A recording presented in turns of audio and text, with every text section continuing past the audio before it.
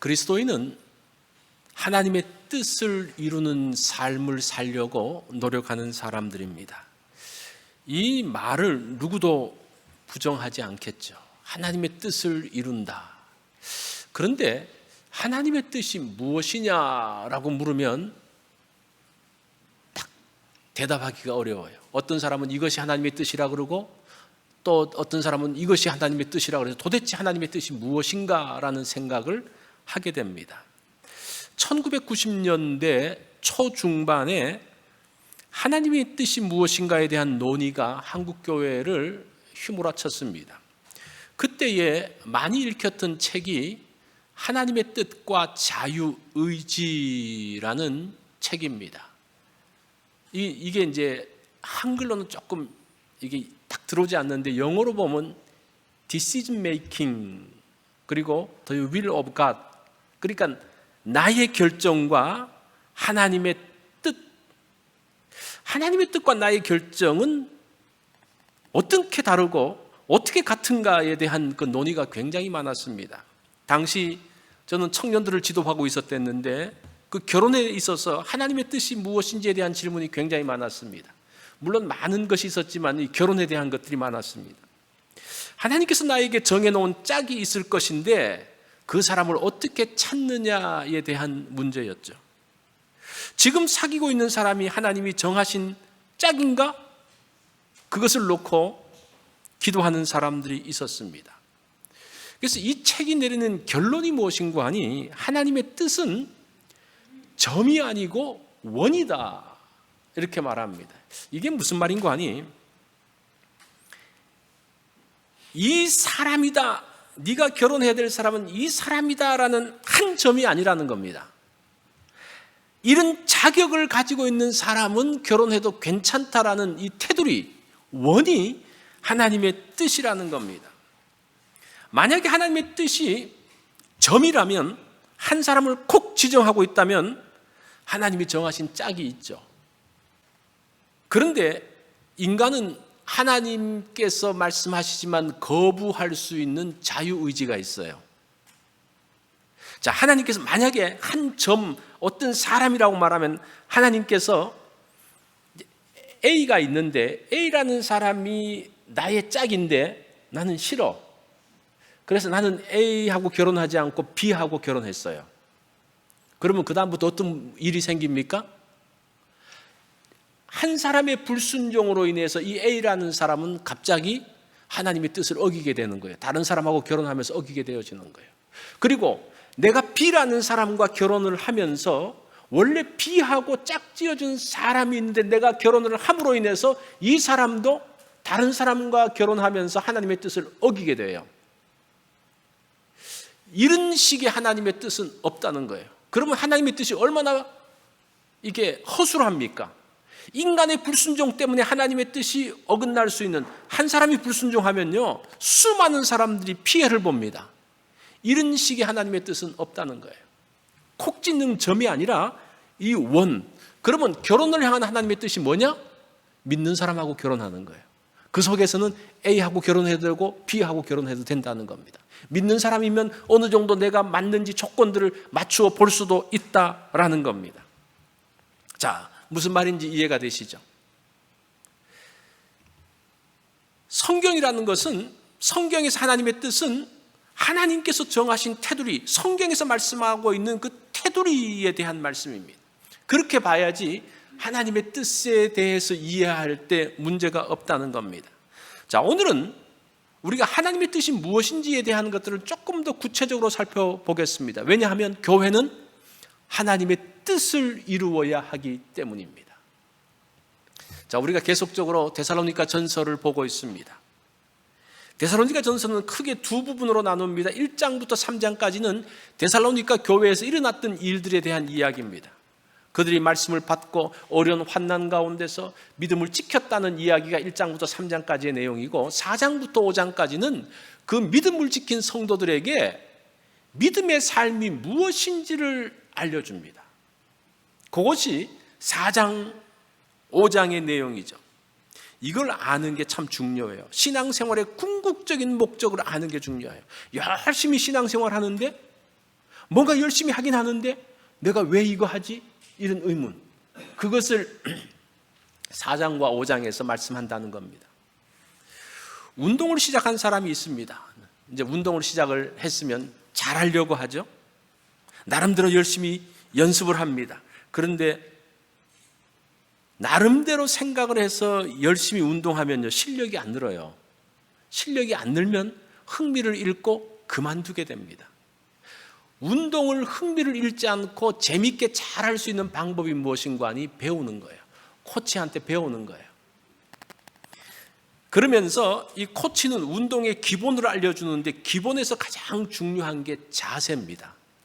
그러니까 어떤 자세를 취해야지 내가 힘을 강하게 줄 수 있고 그렇게 할 때에 내가 다치지 않는가를 알려줘요. 그게 운동의 기본이고 그게 자세예요.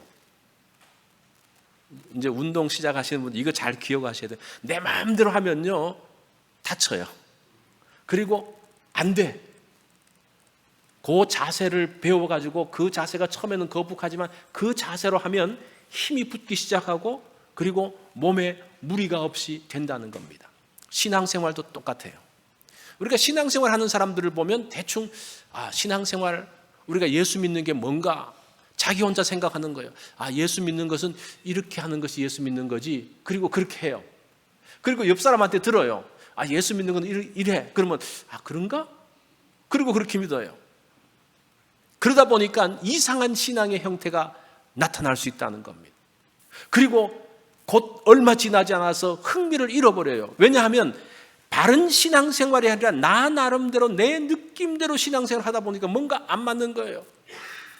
우리가 신앙의 어떤 기본적인 것들 있지 않습니까? 기도하고 말씀 보고 또 전도하고 성도들 간의 교제, 성도들 간의 교제도 굉장히 중요하죠. 이것들을 열심히 합니다. 열심히 하는데 왜 하는지를 몰라요. 왜 우리가 성경이 있는지를 몰라요. 우리가 성도들과 같이 지내긴 지내는데 이거 왜 하는지를 몰라요. 그래서 신앙에서 가장 중요한 부분이 무엇인가 하니 왜 하냐? 이걸 아는 게 중요해요. 제가 이런 그 말씀들을 보면서 혹시나 여러분들이 신앙생활 하는데 뭔가가 이게 옳은가 옳지 않은가를 확신이 없는 분들, 그런 분들이 있다면 그런 분들은 나중에 흥미를 잃게 됩니다. 이제 그런 분들이 있으면 제가 신앙 과외를 해드리려고 해요. 신앙 과외 한 6주 정도만 딱 짧게, 물론 더 많은 내용들이 있지만 짧게 줄여서 6주 정도만 딱 하면 기초에 대한 부분을 딱 알면 이게 이런 거구나라는 것이 연결점들이 탁탁탁탁 이어질 거예요. 자, 바울은 데살로니가 교회에 가서 그 일들을 했어요. 신앙의 기초에 대한 이야기들을 해줬습니다. 그들은 기초를 배웠고 어려움이 왔을 때 그 기초대로 하나씩 나가니까 문제가 풀리기 시작하는 거예요. 어려움들을 극복하기 시작하는 거예요. 그런데 내가 이렇게 하긴 하는데 왜 이렇게 해야 되는지에 대한 것은 모르는 거예요. 길을 모르는 거예요. 이렇게 나가면 그 끝이 무엇인지 어디가 목표점인지를 알지 못하는 거예요.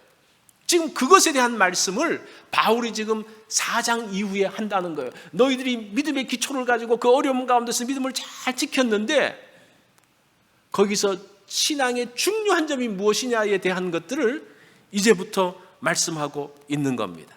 그래서 이거는 데살로니가 성도들에게 뿐만 아니라 여러분들에게도 과연 내가 신앙생활을 하면서 열심히 교회도 나오는데 열심히 성경도 읽는데 내가 열심히 무엇인가를 하는데 뭔가 끝이 무엇인지 잘 몰라요. 이게 큰 그림이 무엇인지 몰라요. 오늘 그런 사람들에게 오늘 말씀은 답을 줄 것입니다. 자, 그러면 그 신앙생활에서 중요한 게 뭐냐? 하나님의 뜻을 아는 것이라는 거예요. 하나님의 뜻. 하나님께서 원하시는 게 무엇이냐? 그게 중요하죠. 하나님이 원하시는 것을 하는 게 신앙생활이잖아요. 그런데 하나님의 뜻이라고 말하면 여러 사람들이 하나님의 뜻을 자기 나름대로 설명을 해요. 그러다 보니까 더 혼돈스러워요. 나는 하나님의 뜻대로 살고 싶은데 이 사람은 이렇게 말하고 저 사람은 저렇게 말해요. 그래서 어떤 건지 모르겠어요. 하나님의 뜻을 사람들로부터 듣는 게 아니라 성경에서 하나님께서 무엇이라고 말씀하시는지가 중요합니다. 자, 3절 말씀을 봅니다. 우리 다 같이 한번 읽어볼까요? 시작. 하나님의 뜻은 이것이니 너희의 거룩함이라. 하나님의 뜻은 뭐라고요? 거룩함이라 그래요. 자, 알았어요. 아, 하나님의 뜻은 거룩함이구나. 근데 거룩함이 뭡니까? 거룩이 무엇일까? 거룩은 외적인 모습이 아닙니다. 거룩한 말투 있잖아요. 아주 홀리 보이스로 거룩하게 이야기하는, 이게 거룩일까? 거룩한 모션이 거룩일까? 아니면 무엇인가 거룩한 것을 입으면 거룩한 게 될까? 사실은 그런 것들은 거룩이 아니에요. 이 거룩의 기원은 하나님 앞에 제사를 드리는 데서부터 나왔습니다. 하나님께 드려진 제물이 거룩한 거예요. 그 당시 많은 양들이 있습니다. 양을 하나님 앞에 드리는데 그 양 중에서 어떤 양이 거룩한 양입니까? 잘생긴 양? 울음소리가 우렁찬 양이 거룩한 양입니까? 그게 아니라 그 양을 하나님 앞에 드려졌을 때에 그것이 거룩하다는 거예요. 하나님 앞에 드려졌을 때에. 제가 거룩을 말할 때 늘 말씀드리는 것이 성물입니다. 교회에 성물들이 있습니다. 하나님을 예배하기 위해서 드리는 것들이 있습니다. 이 마이크도 이 성물이고 피아노도 그렇고 올겐도 그렇고 다 그래요. 자, 이 피아노가 여기 와서 하나님 앞에 드려져서 하나님을 예배하는데 찬양하는데 쓰는데 이 피아노가 어떻게 해서 거룩해졌습니까? 원래부터 거룩하게 만들어진 겁니까? 잘생겨서 그런 겁니까? 소리가 잘나서 그런 겁니까? 그게 아니에요. 피아노 중에서 교회에 와서 예배에 드려졌기 때문에 거룩한 거예요. 아시겠죠? 뭔가가 내가 태생적으로 거룩하다, 그게 아니라는 겁니다. 하나님 앞에 드려졌을 때에 그 사람은 거룩한 사람이 되어지는 거예요. 성도가, 누가 성도입니까? 누가 이 성도 그러면 우리가 봤을 때 그냥 들리지만 세인트라는 거예요. 세인트, 성, 아무개. 누가 그런 사람입니까? 하나님의 부름을 받고 하나님 앞에 나온 사람이 거룩한 사람이에요. 잘생긴 사람, 많이 배운 사람, 그런 사람이 아니라 하나님 앞에 드려진 사람이, 하나님의 부르심을 받고 하나님 앞에 드려진 사람이 거룩한 사람이라는 겁니다. 그래서 여기서 우리는 중요한 원리가 나와요. 누가 무엇이 거룩한가? 구별되어지. 그래서 이 거룩이라는 단어에서는 구별이라는 뜻이 있습니다. 구별되어지는. 다른 것에서부터 구별되어져서 하나님 앞에 나온. 자, 그것을 조금 더 소개를 드리겠습니다. 거룩의 구체적인 모습들을 한번 살펴보겠습니다. 3절을 다시 봅니다. 하나님의 뜻은 이것이니 너희의 거룩함이라 곧 음란을 버리고. 거룩을 이야기하면서 음란을 이야기합니다. 거룩을 음란에서 구별하는 것으로 말합니다. 그런데 이것을 보면서 음란하지 않으면 나는 거룩하다라고 말해서는 안 돼요. 제가 조금 설명을 드리겠습니다. 여기서 음란이라는 것은 무엇인가 하니 그 당시 데살로니가에 살던 사람들의 삶의 방식이 음란한 거였어요. 세상의 방식이 음란이었다. 그 당시의 세상의 방식이 음란이었다는 겁니다. 당시 데살로니가 시민들의 생활 속에 깊이 뿌리를 내리고 있는 디오니소스라는 교는 그 종교의 상징이 남자의 생식기였어요. 끔찍한 이야기죠.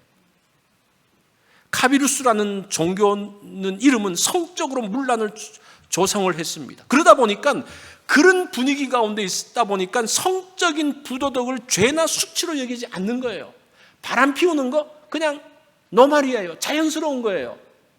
그런 배경 가운데 사는 사람들에게 그것이 그 세상의 가치고 그것이 그 당시의 문화였는데 그 사람들에게, 그렇게 사는 사람들에게 너희가 거룩한 것은 음란을 버리는 것이다 라는 말은 음란하지 않는 것만이 아니라 그들이 살았던 삶의 방식에서부터 벗어나는 것이 거룩이라는 거예요. 아시겠죠? 그 당시 데모스테네스라는 사람이 이런 이야기를 했습니다. 그 사람 이야기를 들으면요, 굉장히 그 당시의 상황이 어떤지를 알 수가 있습니다. 우리는 쾌락을 위해서 이 정부는 애인을 이야기하거든요. 애인을 두고 우리 개인들의 일상적인 일을 돌보도록 첩을 두지만 아내는 합법적인 자녀를 낳기 위한 것이다. 그러니까 아내는 어떤 역할을 하는 겁니까? 그냥 합법적인 자녀를 낳기 위해서 아내를 두고 나머지는 어떻게 합니까? 애인과 마음껏 즐기고 첩을 둬서 일들을 시키고, 그것이 그 당시 사람들의 그냥 생각이에요. 그렇게 사는 거예요. 그것이 그냥 일상적인 삶이에요. 그런 사람들에게 음란하지 말라는 말은 너희들이 살았던 그 삶의 문화, 삶의 방식, 삶의 가치들 다 잘못됐어. 거기서부터 구별해서 나오는 것이 거룩이야라는 그런 뜻입니다. 오늘날로 말하면 오늘날 세상의 방식은 뭡니까? 오늘날 세상의 방식은 이런 건 아닌 것 같아요. 성적으로 방종하는 것이 오늘날 생활의 방식은 아니에요. 이제 오늘날 생활의 방식이 무엇인지를 좀 알 필요가 있겠죠. 그걸 가지고 적용을 해야 되겠죠. 조금 더 그 당시 사람들이 가지고 있는 음란에 대해서 좀 살펴보면요, 음란이라는 단어가 포르네이아라는 단어입니다. 헬라어인데 여러분 이게 많이 좀 본 것 아닙니까? 여기서 포르노라는 단어가 나왔어요. 성적인 방종을 이야기하는 겁니다. 성적인 방종이 공공연하게 그 당시에 행해지고 있었습니다. 근데 오늘은 그렇지는 않죠. 오늘날은 그것들을 부끄러워하고 그렇게 하지 말 것에 대한 이야기들을 합니다. 오늘날 노멀한 세상의 가치관은 뭡니까? 성공주의입니다. 대박이라는 말이 판을 칩니다. 세상에서는 성공이라는 말에 열광을 합니다. 그 성공이라는 것이 교회에도 들어왔어요. 성공한 사람은 모든 것이 다 용서가 돼요. 조금 잘못하고 뭐 한가? 다 용서해도 괜찮아. 그 사람 성공했잖아. 그죠? 그게 지금 오늘날 세상의 그거지 않습니까? 무조건 성공하고 무조건 어떤 조금 잘못된 일이 있더라도 그냥 대박을 치고 거기서 뭔가가 나오면 다 사람들이 열광을 해요. 이것이 교회에 들어왔어요. 교회도 어떻게 합니까? 성공하는 교회, 대박치는 교회가 돼야 돼요. 그래서 교회가 더 커지고 인원을 더 많이 늘리기 위해서 많은 것들을 합니다. 사람들의 생각 가운데서도 이 세상에는 교회가 두 개의 교회밖에 없어요. 큰 교회와 작은 교회밖에 없어요. 우리의 입에 어떤 것이 붙었는지 여러분 잘 한번 보세요. 그 교회 큰 교회야. 어느 교회 작은 교회야. 그것은 이미 성공주의라는 것에 머리가 오리엔테이션 되어진 거예요. 그게 세속적이라는 겁니다. 교회 나왔지만 세속적인 사고 가운데 있는 거예요. 그것을 버리고 그게 거룩이라는 겁니다. 아시겠습니까? 우리가 성공한 사람이 교회에 오면 교회에서도 성공한 사람은 신앙도 좋은 사람으로 치부화되어지는 거예요. 여러분 그렇지 않습니까? 제가 학생 목회를 할 때 그 유학생들은 대부분 박사 될 사람이든지 박사든지 둘 중에 하나였어요. 그 사람들은 그 정도 이렇게 오면 신앙이 없어도 잘 몰라도 신앙이 있는 것처럼 착각이 되어져요. 이것이 오늘날 우리가 가지고 있던 일반적인 생각이에요. 세상의 가치관이 그대로 들어왔어요. 그것을 버리는 것이 거룩함이라는 겁니다. 그것으로부터 세상의 가치로부터 구별되어지는 것이 거룩이라는 겁니다. 그래서 이 거룩이라는 그 부분들이 우리 성경을 보면서 음란한 건 누가 음란하게 해? 거기서부터 그거 하지 않지. 그렇게 단순하게 생각할 게 아니라는 겁니다. 오늘날의 그 거룩함에 대해야 될 대상이 또 다른 모습으로 우리 가운데 있다는 거예요. 그것을 알아야 된다는 겁니다. 자, 그러면서 가정에서의 거룩을 이야기합니다. 4절에 보니까요, 음란하지 말라고 하면서 각각 거룩함과 존귀함으로 자기 아내 대할 줄을 알고, 음란하지 말고 거룩함과 존귀함으로 자기 아내를 대하라고 말합니다. 그런데 여기서 아내라는 단어가 그릇, 도구라는 뜻이에요. 원래 아내라는 말이 아니고 그릇, 도구라는 말입니다. 그래서 이것 때문에 또 이제 조금 이게 신학적인 논쟁이 있는데, 그 베드로전서 3장 7절에 보면 아내는 더 약한 그릇이다라는 그런 은유 때문에 아마 이거를 아내로 번역을 하기도 합니다. 그런데 더 정확한 뜻은 너희 몸, 그릇, 너희 몸이라고 번역하는 게 조금 더 정확한 것 같아요. 그래서 각각 음란을 버리고 각각 거룩함과 존귀함으로 자기 몸을 대하라. 자, 그러면 조금 더 커지겠죠, 그죠? 이건 남자들에게만 하는 말이 아니라 모든 사람들에게 하는 말이 되어지겠죠? 그게 중요하죠. 내 몸을 거룩함과 존귀함으로 대하는 것을 이야기합니다. 그럴 때에 존귀한 가정을 만들 수 있고 거룩은 우리의 가정을 지킨다는 겁니다. 그래서 이 오늘 본문에서 그 당시에서는 음란을 버리고 거룩함 가운데 들어왔을 때 그 가정이 지켜진다는 거예요. 오늘날도 마찬가지죠. 자, 두 번째 그 거룩의 구체적인 예가 형제와의 관계에서 거룩을 이야기합니다. 5절과 6절에 보면 하나님을 모르는 이방인과 같이 세욕을 따르지 말고 이 일의 분수를 넘어서 형제를 해하지 말라. 오늘 본문에서 이 단어에서 조금 어려운 단어들이 있는데 이 세욕이라는 단어도 우리가 생각하는 것하고는 조금 달라요. 이 세욕 그러면 굉장히 성적인 것만 생각하는데 이 단어가 욕이라는 단어가 두 단어예요.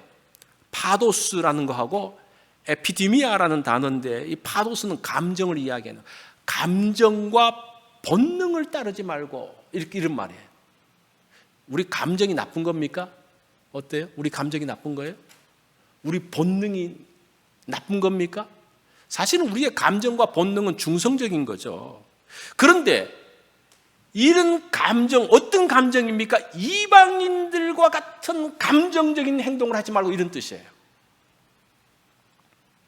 지금 세상의 방식대로의 감정을 사용하지 말고 이런 말이에요.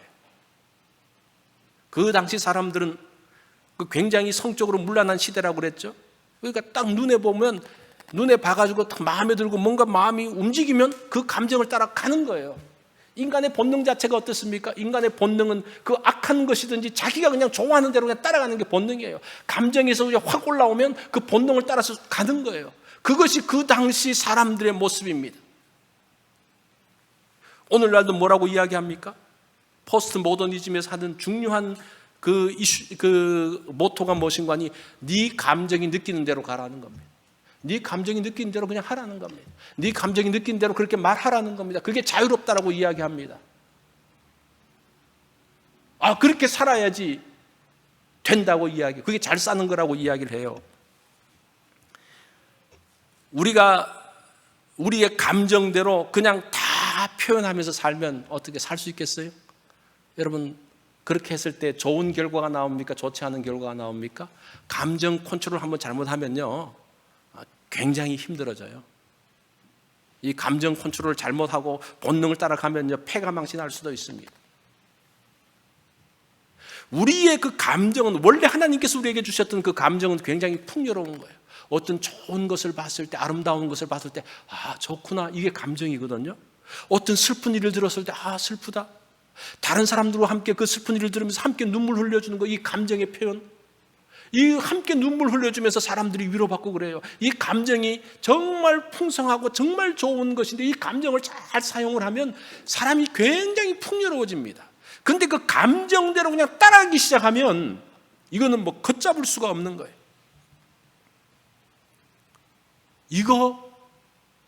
이렇게 하지 말라는 겁니다. 그러면서 이 뒤에 더 중요한 말씀을 해요. 6절에 보면 이 일의 분수를 넘어서 형제를 해하지 말아라. 어떤 일에 대해서 감정과 본능을 따라서 가는 행위, 그렇게 하지 말라는 겁니다. 여기서 분수라는 단어를 보니까요 금지선을 넘는 것을 이야기해요. 금지선이 있잖아요. 더 이상 넘어서는 안 됩니다라는 그 선이 있습니다. 때로는 눈에 보이지 않지만 우리가 말을 할 때도 이 선이 있어요. 선을 넘으면 안 돼요.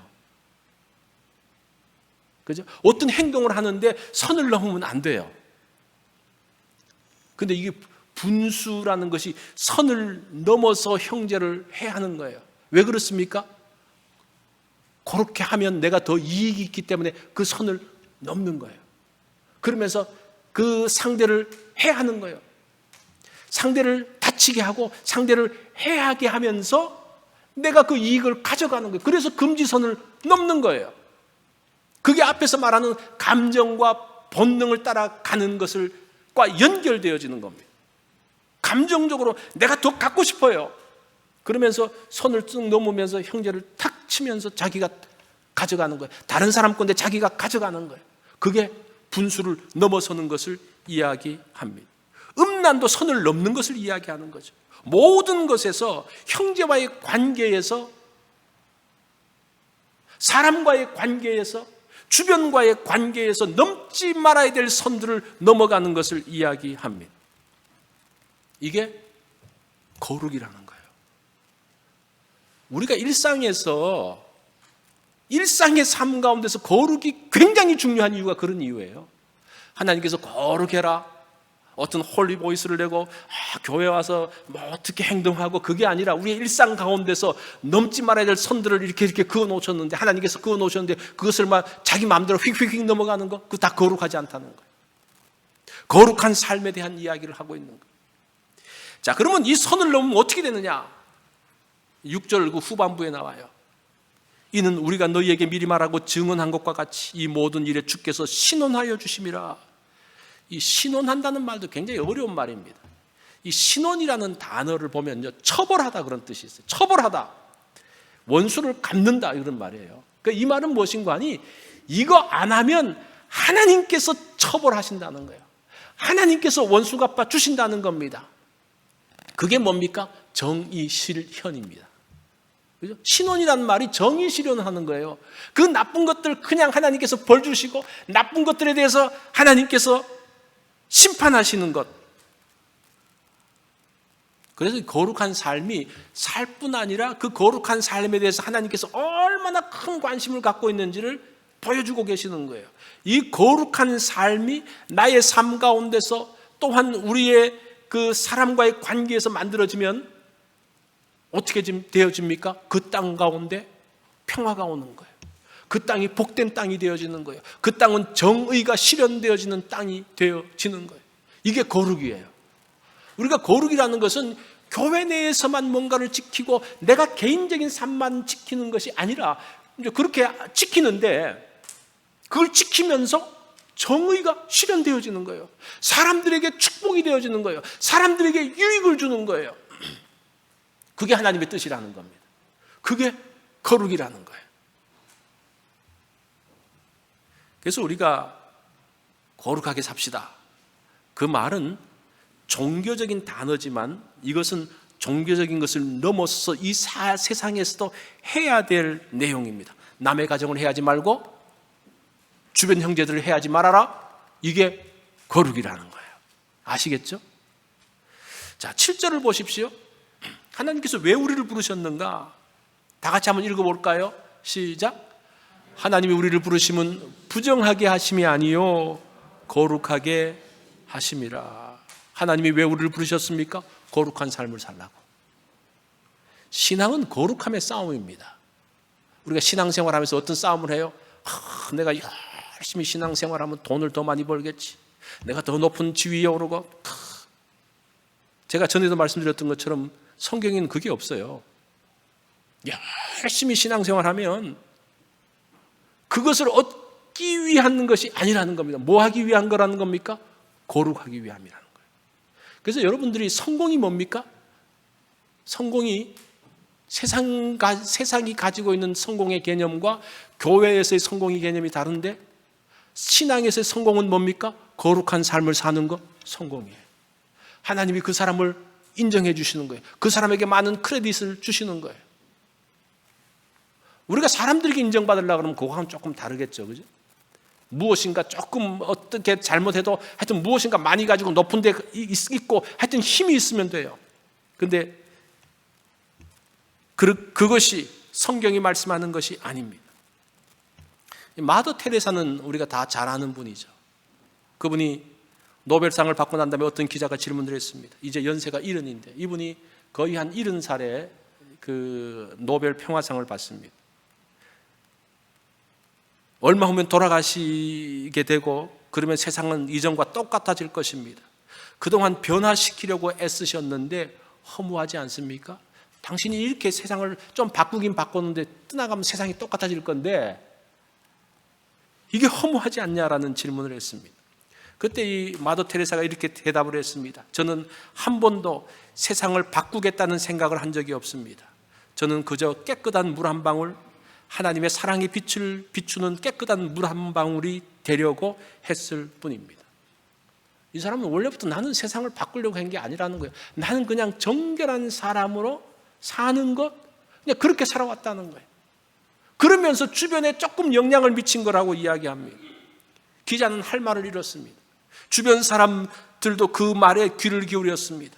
마더 테레사가 계속 이야기합니다. 당신도 깨끗한 물 한 방울이 되려고 힘써 보세요. 그러면 이제 두 사람이 그 일을 하게 되겠죠. 결혼하셨습니까? 예. 그러면 당신 부인도 깨끗한 물 한 방울이 되게 하세요. 자녀가 있습니까? 셋이 있습니다. 아, 그렇군요. 그 자녀들에게도 하면 6명이 이제 깨끗한 한 방울의 물이 되겠네요. 그냥 정결하게 사는 것을 확장해 나가는 것, 그것이 이 사람이 살았던 삶의 모습이, 그게 성경은 거룩이라고 이야기를 합니다.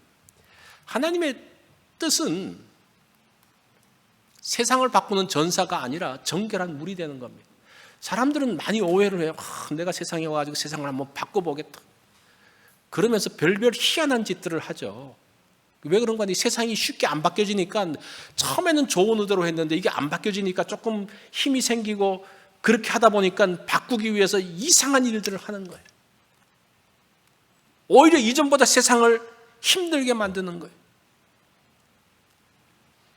하나님의 뜻은 정결한 물이 되어지는 겁니다. 이것이 우리의 거룩함이라는 겁니다. 주변을 바꾸려고 하지 마십시오. 이 가정생활의 문제가 그거잖아요. 부부생활의 문제가 뭐예요? 배우자를 바꾸려고 하니까 문제. 너 잘못됐으니까 바꿔. 이게 바꿔집니까? 안 바꿔져요. 그러니까 문제가 돼. 너나 바꾸라고 이렇게 이야기하잖아요. 그죠? 바꾸려고 하면 너나 바꿔라. 그 둘 다 바꾸려는 사람이 부딪히니까 이 치열한 전쟁터가 되어지는 거예요. 이게 지금 세상 볼 것도 없이 그냥 가정에서 보면 알 수가 있어요. 애들도 한번 바꾸려고 해보십시오. 이 바꿔지는가? 그러니까 되지도 않는 것에 너무나 힘을 쓰다 보니까 야, 우리 못 살겠다. 뭐 그렇게 나오잖아요. 신앙의 목표는 자신이 정결한 사람이 되어지고 내가 거룩한 사람이 되어지는 거예요. 다른 사람에게 어떤 바꾸려고 하지 말고 내가 정결한 사람으로, 내가 거룩한 사람으로, 내가 분수를 넘어서지 않고 사는 거예요.